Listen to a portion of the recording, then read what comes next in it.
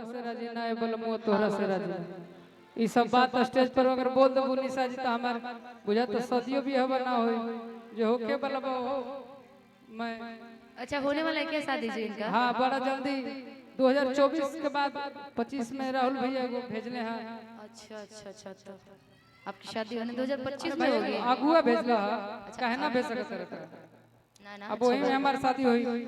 लेकिन अगर तहरा से हमर बियाह होई पॉसिबल बा?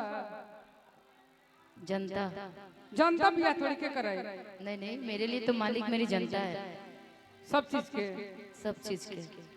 लेकिन जब बियाह होई तो एक बार जरूर हाँ और कितना गायक मर्द खोजबू तभी कुआ बाबू के दे। हम बड़ा सोच रहे हैं कि शादी बियाह हमरो ही बड़ा शौक से हमार बियाह हम फिर रहे कि बिहार में ना हो कनियों नहीं झारखंड हो जाए उत्तर प्रदेश हो जाए लेकिन पता ना काहे अब लगा था कि बिहार में हो। लेकिन अगर ना हो बिहार में रही तो बाहर रही अना तो चल जीव कचड़ा में फिर सोच ले। चाहते हैं बिहार में ही हो तो बिहार में रही और ही क्या चाहते हैं पता है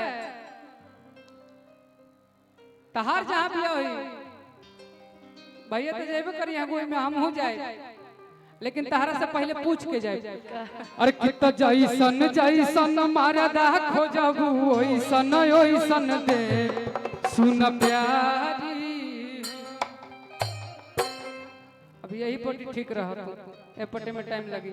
कितना जैसन जैसन मारा दा खोजबू ओइसन ओइसन दे सुन प्यारी हो।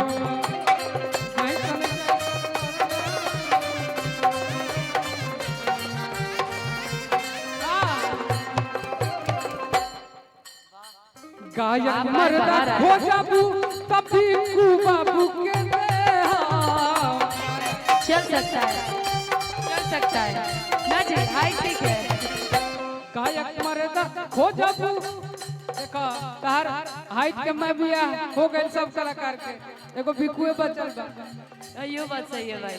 तो हम तो कहते हैं कि जल्दी टिंकू भैया रहने से मैं हम कुछ ना कर। अच्छा रुकिए आपके घर पे अगुआ भेजवाती पहले देखूं आपका घर द्वार रहन सहन सारी चीजें। शादी जब भी किसी से करिए तो हर चीज देख के शादी करना चाहिए ना भाई। सातों सातों जन्म का भाई ऐसा थोड़ी कि आज आपसे प्यार किया कल खत्म कर देना है। शादी करना है मतलब हर चीज देख के शादी करिएगा जैसे घर परिवार लोग संस्कार से करते हैं शादी। चलो ना जहानाबाद में रही लगाया में बंगला बा का भैया तो मेरारू के बंगला पे लेके देखा बंगला में रखे ताके। वाह दिलदार है भाई। गायक मर्दा खोजबू तभी कु बाबू के दे।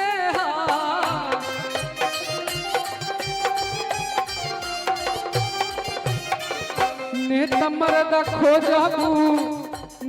मर्दा खोजबू हई भैया के देह सुन प्यारी हो।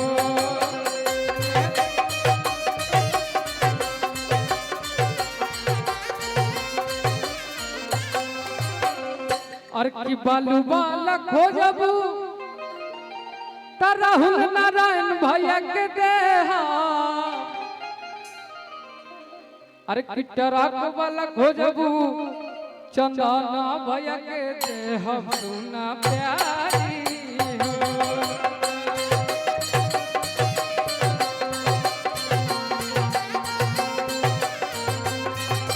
जैसन जैसन मारा खोजबू ओइसन ओइसन देह सुना प्यारी हो।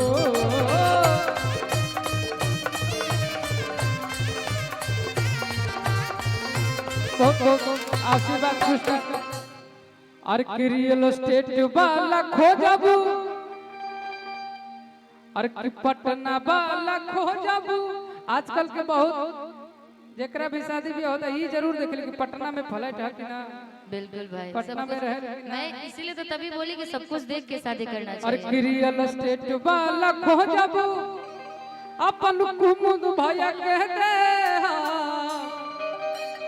दे देखिए उनकी पत्नी कितनी भाग्यशाली होगी, इतना मुस्कुराता हुआ चेहरा और इतना संस्कार, वाकई लाजवाब। हर पत्नी चाहती है देखिए इंसान आगे तभी बढ़ता है जब उसके साथी अच्छी हो, अच्छी हो, या अच्छा बेस्ट हो, बिल्कुल। तब खुशहाल रहता है। अभी का देखो ना, हमरो साथी रहे कौन स्थिति में हम बानी, तू बेचारा लफंगा निकल गया।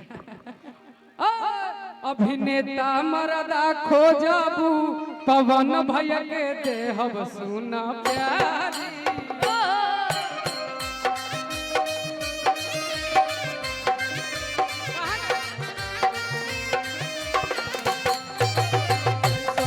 सन मरदा खोजबू ओही सन देहब सुना प्यारी।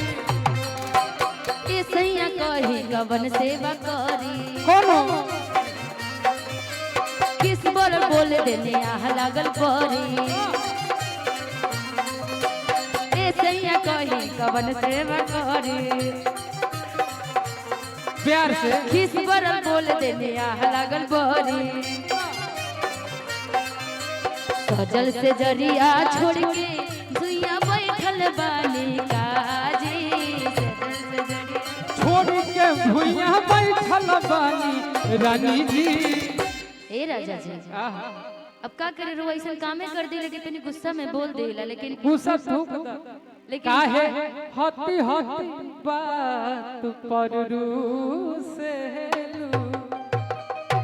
लेकिन का करी कि बात बार ऐसा हो ही जाला। अब पति पत्नी एक जगह दूगो बर्तन होके और आवाज ना करे तो कैसे लगे जी। ये तो हमने सके बंधन है सातों जन्म के, आई हमेशा रह के चाहिए कि जब एक जगह रही तो का करे, प्यार रहुआ से बता, झगड़ा भी रहुए से न रहे। चेहरा देख के क्या करें, आपका चेहरा देख के पिघल जाते हैं। धोखेबाज को कोनो पिघलेगा ना, झूठों के बात पैसे। मैं जब भी आपका चेहरा देखता हूँ ना पिघल जाता हूँ, उसको मैं मना ही नहीं कर पाता। यही कहना चाहती है ना? सही बात है, यही कहना, लेकिन ऐसा होता नहीं है पगले, ऐसा होता नहीं है। ये सब फेम पे अच्छा लगता है। कैमरा लगा तो कुछ भी चल सकता है, ऐसे ऐसा होता नहीं है। ऐसे पता है क्या होता है कि हम जिनके लिए यूं रोते हैं वो किसी और के बाहों में सोते हैं। कि पागल हो जाओगे या ना कभी ना, कि गलियों में उनके जाना कभी ना, कि जाना कभी ना। अच्छा हमको आप मुस्कुराते देखे हैं ना कई वर्ष पहले, हमेशा मुस्कुराते हुए देखा है आपको। कि हम जिंदा गए करीब उनके, अब देखो मरे हुए लौटे। ऐसे हाथ थाम ले तो हम कहीं न भटकते। कि फिर से एक बार बिखर जाते हैं, कि फिर से एक बार बिखर जाते हैं, कि चलते रे इश्क में पड़ जाते हैं, कि चलते आप नहीं थे सोचे कि थोड़ा फिल्मी एक्टिंग दुनिया बना ले। कि फिर से एक बार बिखर जाते हैं, कि फिर से एक बार बिखर जाते हैं। वो याद करो पहले वाला समय, वही और फिर वैसे ही हो जाएंगे हम। जहानाबाद से स्टार्ट हुआ था आपका मेरा और गोलू राजा जी का मुकाबला। कि चलते रे इश्क में पड़ जाते हैं, चलते रे इश्क में पड़। पता है क्या है कि फिर से एक बार बिखर जाते हैं,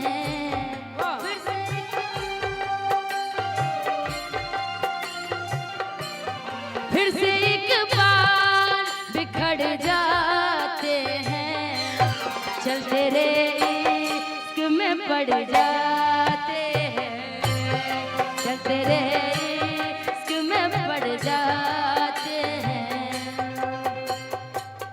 हमें हर घड़ी यार जो है तुम्हारा, ये होती है कैसी सनम बेकरारी।